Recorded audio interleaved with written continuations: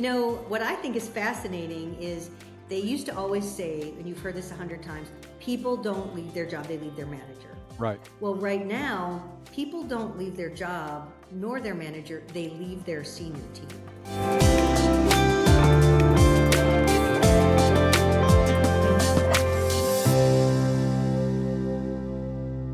Welcome back to Stepwise, a series of juicy conversations with inspired leaders about their insights, approaches, and journeys.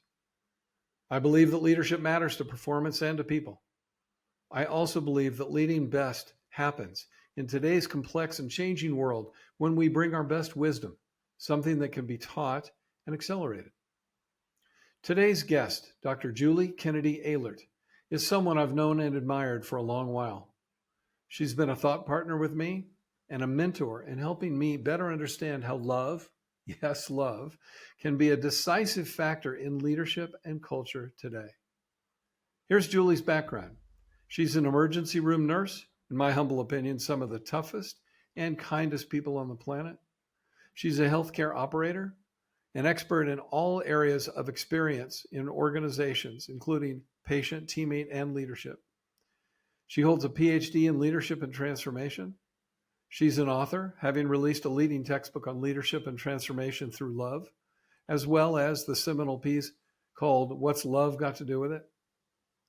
What you'll learn from this wonderful chat with Julie is, among other things, what listening looks like in today's workforce, given multi-generational needs.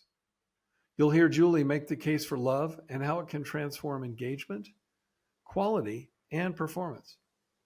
You'll hear she and I discuss the new covenant between leaders, their organizations, and their workforces. And she discusses how staying out of judgment and replacing it with empathy is a critical skill for all leaders today. By now, you know my mantra: set the table, invite cool people, magic happens. Julie is one of the coolest. Enjoy the conversation. So, Julie Kennedy Oehlert, it is such a treat always to talk with you, and I'm so looking forward to this.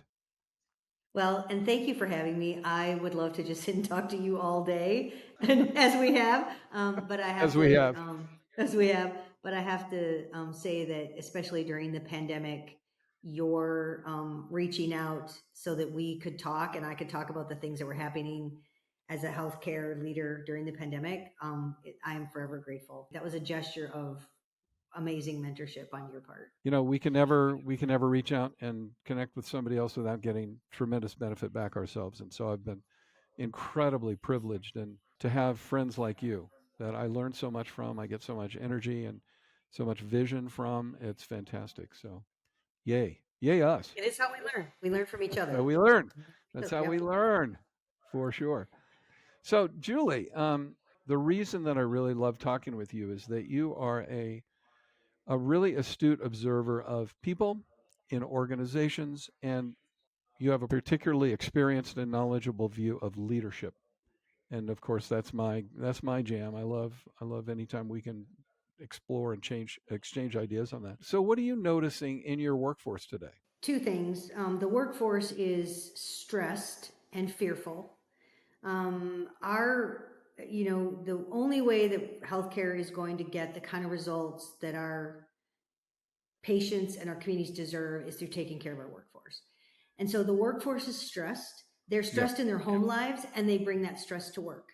They work in a large environment that is often polarized, because healthcare issues are polarizing right now. And I don't think we don't need to talk anymore about that. And so we see this level of stress and fear and lack of psychological safety that really hurts most of or all of our outcomes.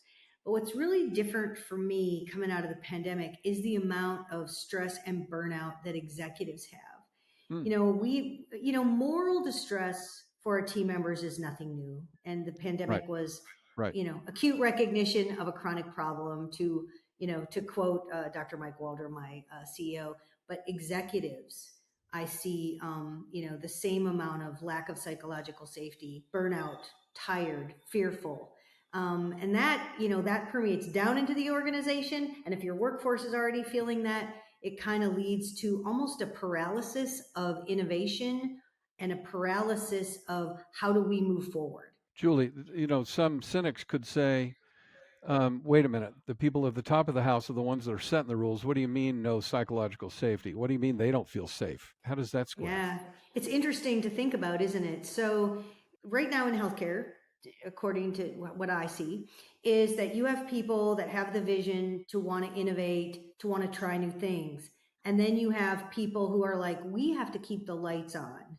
And Yeah. so at the executive table, there's a lot of positioning and who's going to be the one that speaks out and says, we can't do this anymore.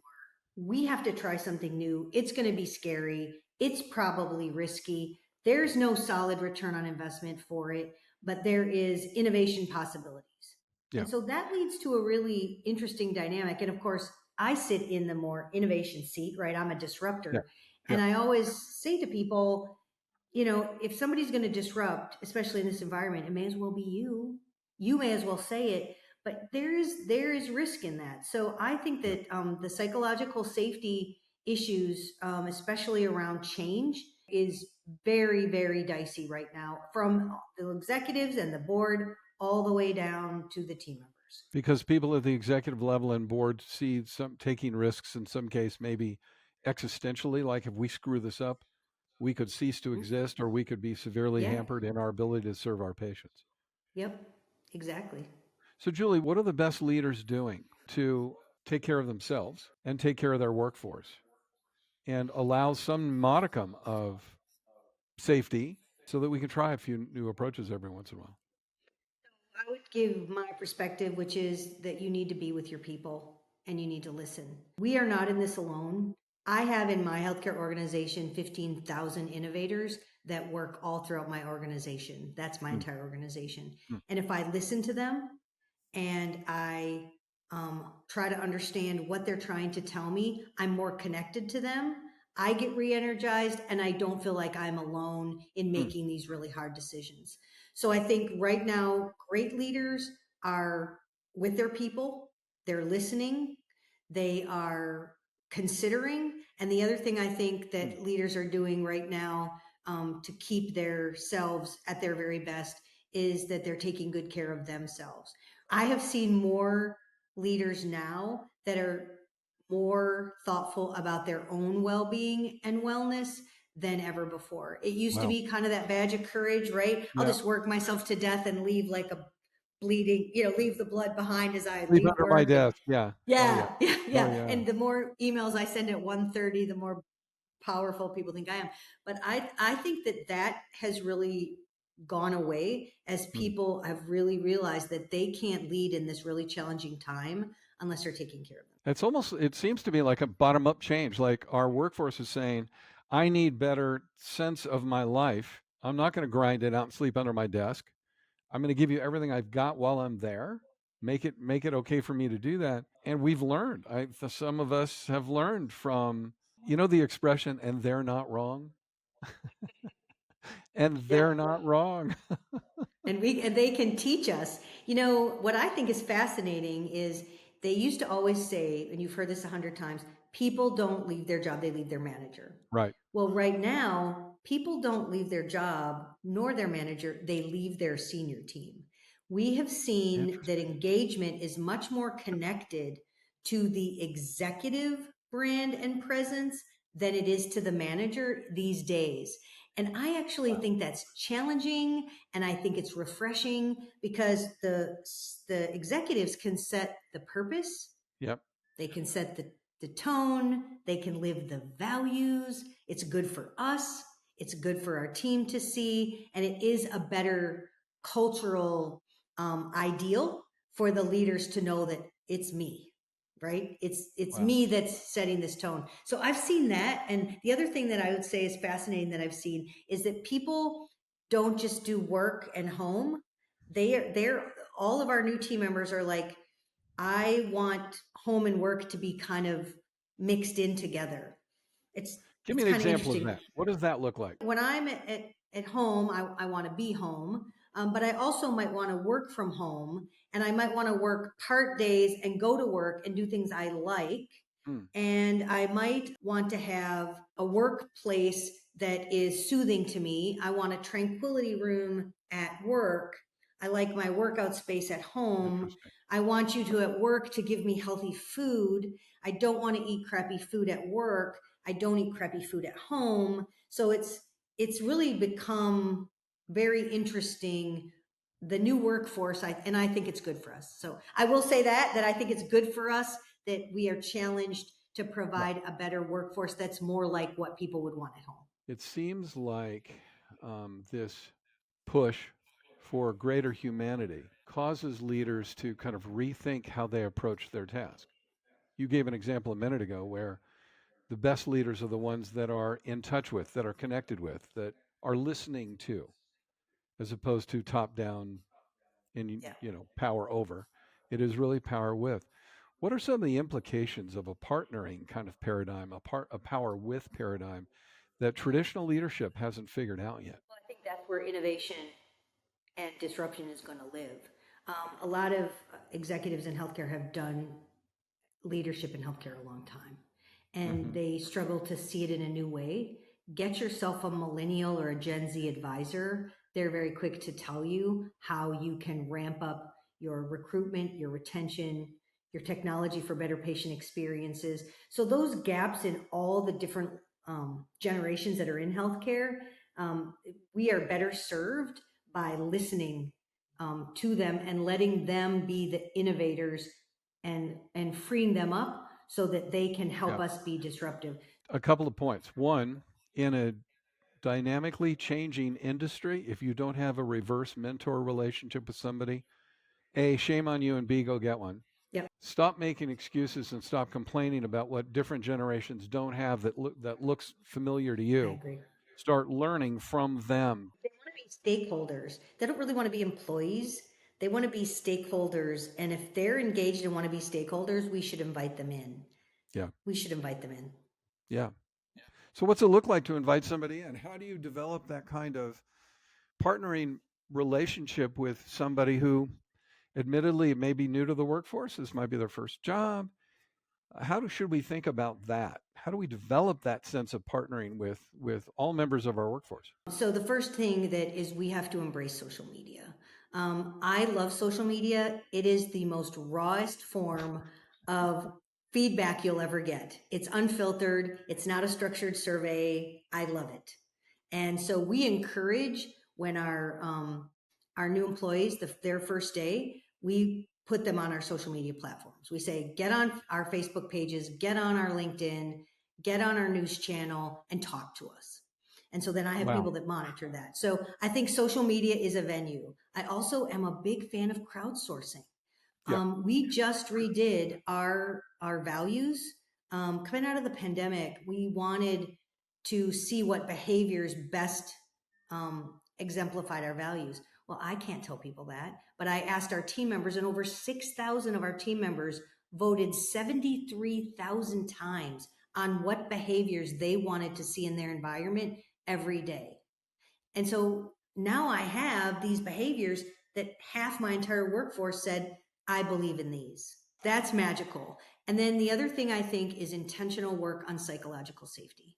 Psychological safety is the antithesis of structured hierarchy, right? Because people have to be able to feel safe to say things up the food chain, down, and it also helps a lot with workplace violence issues. And so having a program where people are actively trained in psychological safety, they know what it is, they believe in it, they know what behaviors foster it. And again, psychological safety is very power with.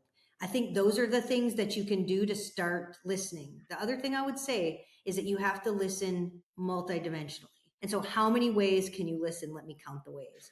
You have to be able to listen on social media. You have to be able to listen through email. You have to have a crowdsourcing. You probably have to have an interactive platform. You probably also do focus groups. You also talk to your people in orientation. So you have breakfast in person, online, asynchronous. You have to do it all, because all those different generations want to tell you things in different ways. Almost every executive that I've interviewed have talked about the need for listening. If I had done this 5 years ago, 10 years ago, that would not have been kind of the thing. But it's pointing me to this term of kind of the new covenant. between workers and their organizations. The new covenant says the organization promises that I'm going to create a psychologically safe space for you.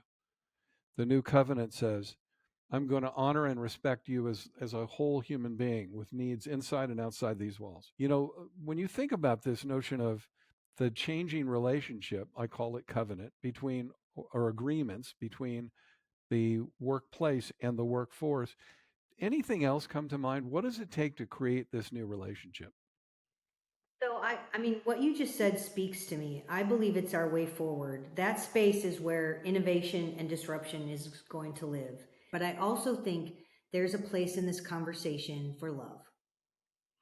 And when I talk about love, I talk about the way that Dr. Martin Luther King talked about love, the love of humanity. And I think that our team members want the structure and they want those things, but they want us to truly love and care about them. Not in a paternalistic way, but in a human way. Yeah. And I just feel like that is like, that's not a skill. When you said we weren't talking about listening, I mean, imagine when you say the skill I bring to the boardroom is love, and everybody Love. goes, no. Yeah. Well, that is not a skill. That is a weakness. But Right. what's love got to do with it, right? But I do think that people are looking for more of a human connection at work and a purpose that we are not wired to give them yet. And so I love the idea of a covenant because it means you give to me, I give to you, but it is a relationship. Yeah. It's a relationship. Oh boy, I've got so many questions, and I know. I love your focus on the way forward. It's so easy to get caught up in pieces of a dysfunctional system, which most people would say characterizes healthcare pretty well, and lose sight of kind of clear ways forward. I think this new covenant could be one of them. Is like, let's think about each other differently. Let's think about the space that we create. Let's think about the love and regard we have for one another. If that is the foundation that characterizes our relationship, it's going to be a very different kind of relationship. How in that, kind of, and beds still need to be made, and patients still need to be cared for, and medications still need to be delivered. And how do we think about, or how should we think about creating this environment, and also at the same time we've got this high performance needs of the organization. We still got to care for patients. We still want to reduce inpatient bedtime, and length of stays, and we want to improve clinical outcomes. How do we do that if we are having this new covenant with our team? The good news is it's not mutually exclusive because when you love and care for people and they have capacity, they will love and care for their patients and each other.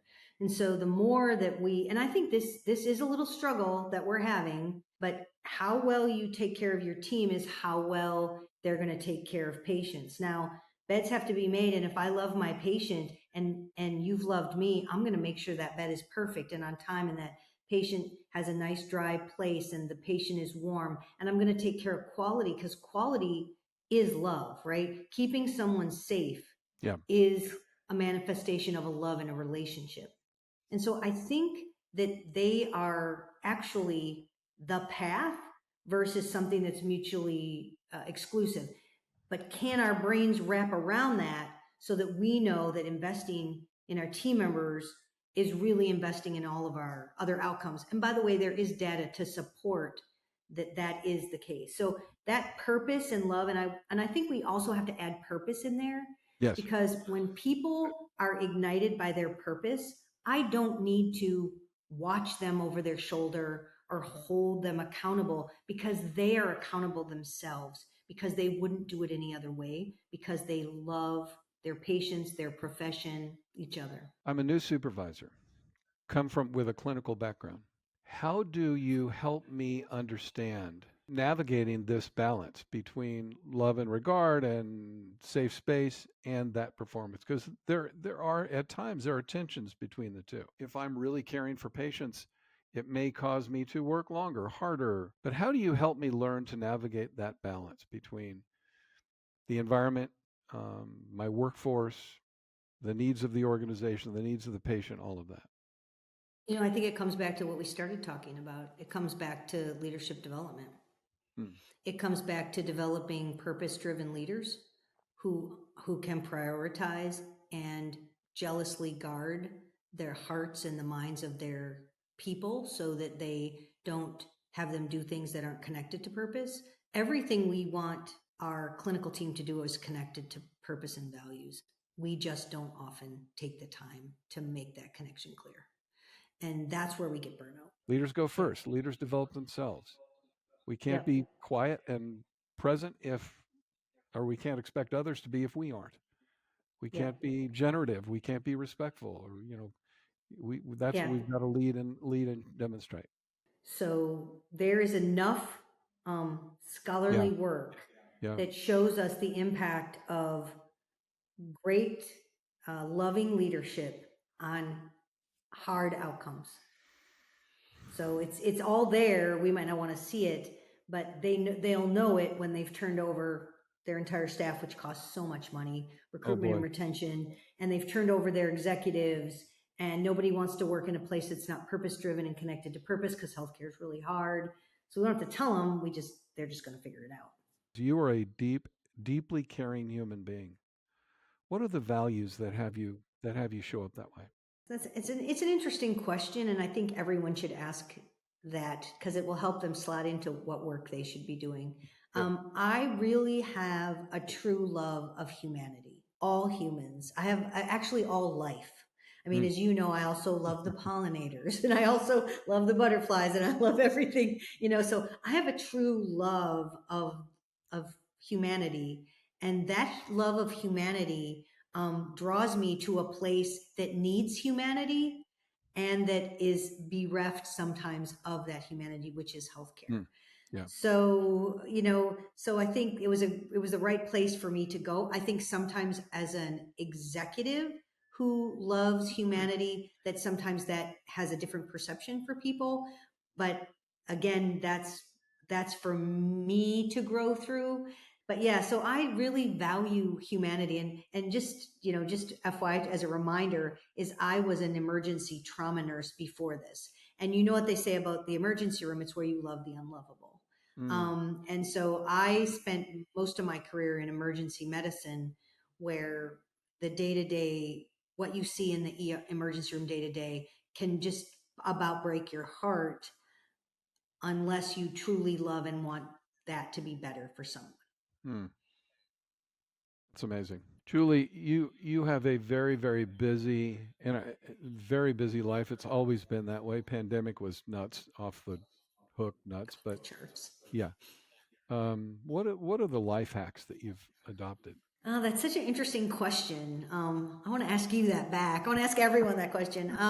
So I think one of the life hacks is to guard your empathy just like you would guard your physical health. Be mindful of guarding your soul and your empathy and treating it like the most important thing. Because in my work, it is the most important thing. So that is one life hack that I'm really thoughtful about. The other life hack that I think is interesting is that it doesn't have to be a special day to do special things. So as you know, I'm an experienced designer and I love experiences. So my life hack is I can come home on a Wednesday and decide that I'm going to have a birthday party-esque dinner, something fabulous, just an experiential thing to lift my sense of value, to make it feel special, to make life feel special. So that's another life hack that I use on myself quite a bit. Is just awesome. It's like today is somebody's birthday. Let's make it sparkle. What was the line from Alice in Wonderland? It's your unbirthday. Yeah. You've got one birthday. That. You've got 364 unbirthdays. Let's celebrate your unbirthday. Yeah. Let's make somebody feel special today because, my goodness, everyone is truly special.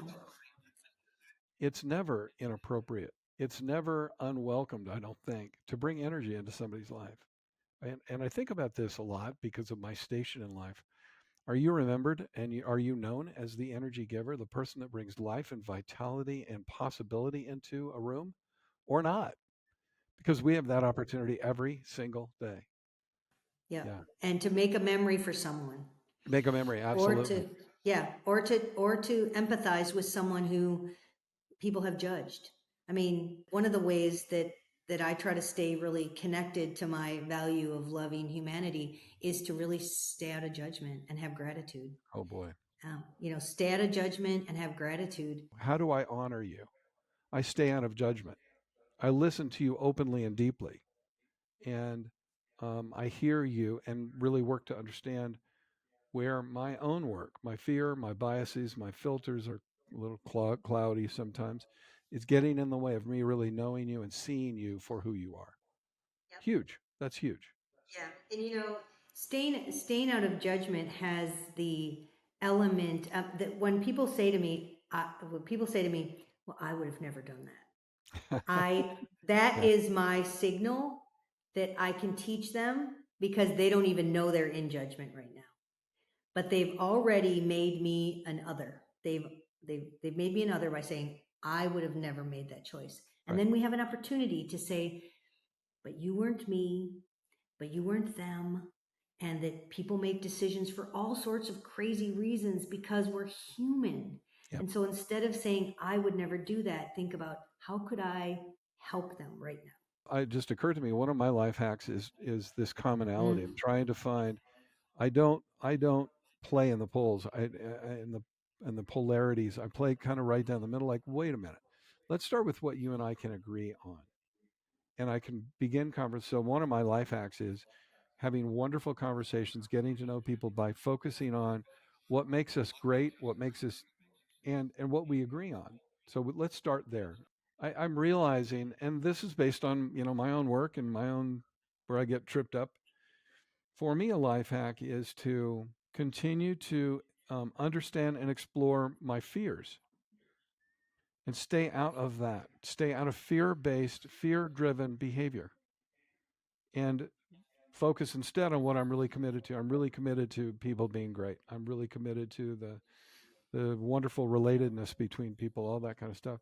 But sometimes my fear gets in the way, and it again clouds the lens, and I'm behaving impatiently. I'm behaving brusquely. I'm behaving dismissively. I'm behaving judgmentally, all those kinds of things. And so, I work. I have my daily habits and rituals to try and continue to peel away those layers of fear that just are insidious and they hide in different spots and different times. I think that helps your physical well-being too, because the flight or fight, our fear responses, which are deeply in our DNA as humans. Then you have increased blood pressure, you have increased heart rate, you don't feel as well. So I like that hack because I think that fear. I've been thinking about this a lot with what's been going on and what goes on with healthcare. Is that fear is at the root of a lot of things that are going on, that if we could somehow tone it down a little, that we could even think more humanely, reasonably, Yeah. if we could just tone down that kind of that wild fear monster that we have. So I think that's the life. Those are the two hacks of our time right now. We need those. The term that was given to me by a friend was negative capacity. We need to develop this negative capacity where this looks attractive and this looks attractive, or this looks good and this looks bad, but we can stay in that tension, that discomfort. I'm not really good at that. I'm really not good at staying in discomfort. I want to ease the pain as quickly as I can. I want to ease I wanted to ease the discomfort, so I work to solve it. Yeah, and from a leadership standpoint, I think that's really important because if you're leading a group that's polarized, you have to stay in all of those spaces, or Yeah. you actually create worse issues in your own organization. Now, you can have values that are part of the organization, Yep. but a lot of people can live within those values and still be polarized. And then how do we deal with that? I'm very interested in what's going to happen as we go forward, even within healthcare, because a lot of the healthcare issues are so polarizing, because Yep. we're going to have literally team members that don't agree. They don't philosophically agree with what the healthcare issue is, and Right. that could be really challenging for us. And It you will have be. to learn to lead through that. I mean, like, you got to learn to lead it. You got to learn to lead through that because it's real. You can't say I don't have to lead like that because that's not real. It's not. Well, all the things that you and I have talked about for now months and years, Hmm. this notion of deep regard, this notion of humanity, this notion of really truly deeply listening, the notion of making sure that you're getting your cup filled, all of that coming from purpose, aligning to values. That stuff's not terribly new. This is from a previous conversation I had with you, but it's certainly more, kind of acute these days. It's Yeah. not new that we tell leaders to listen to their people. That's not new. But why and how and what layers they're going to have to listen through, that's fairly new. There are a couple of new things where people are demanding more care for their mental health from their organizations than they ever have before. There's more noise and busyness from social media than ever before. There's all that kind of stuff. But a lot of the issues are just not new. They're not new, but that doesn't mean that they're being executed, because No, there are people that wasn't part of their leadership toolkit, no. because it didn't have to be. And so those leaders are the leaders that will have to learn new strategies as we move, especially in healthcare, as we move into the next phase, because people won't work in healthcare if our environments are so toxic to them. Right. They just won't work in healthcare anymore. We just won't have anyone to care for us I when we will need them. say it's probably not been in the life toolkits of a lot of people. We talk Mm, about this as leadership, but like not everybody's been trained on care for self, on nurturing one's soul, on snapping to a grid called purpose, to be clear on and out loud about what you believe and why you believe it, and then living in integrity. Like, yeah, who teaches that? We're teaching a yeah, very, like, we're just all trying to get by. At the end of the day, I think it's an Aristotle quote, but it basically says, don't never judge another man or woman, never judge another person, because they're just really struggling to do the best they can to get by. yeah, And I yeah, happen to live by that. It's yeah, very true. absolutely. Hey, Julie, What? what are you trying to promote? What can we pitch for you? I wrote this book. It's a textbook. It's called System Innovations, a holistic approach to disrupting with love and human caring. Mm, And I really want love and human caring to be the disruptors of healthcare. I okay. don't want healthcare to be disrupted by more business, more financiers. I want healthcare to be disrupted toward love and human caring for the patients and the team members. I see the potential in healthcare. I love healthcare. I've worked in healthcare my whole life, Yeah. and it has the potential to be everything that humanity needs it to be. But it's not going to get there in silos. It's not going to get there in its broken, limping state. Yep. Yep. So I wrote that book so that people could take a look at the possibilities. And then can we follow you on any kind of social media? Because, you write. Yes, you can follow me on LinkedIn. And then I love when people reach out to me on LinkedIn and want to talk or want to interact, Excellent. because I do think that how we interact with each other and how we share with each other is the future. You've had great mentors in your life. I've had great mentors in my life. You are one of my mentors, and the mentorship that people have given me has allowed me to do what I do today. So again, we're all in this together. Well, Julie, I so look forward to every time I get a chance to chat with you. You are truly one of the brightest, most caring, and most innovative leaders, forget healthcare, leaders that I know. I always take away important stuff after every one of our conversations. So for that, I thank you so much. I thank you for our friendship, and really appreciate the time. Can't wait to share these ideas and thoughts with the rest of the world.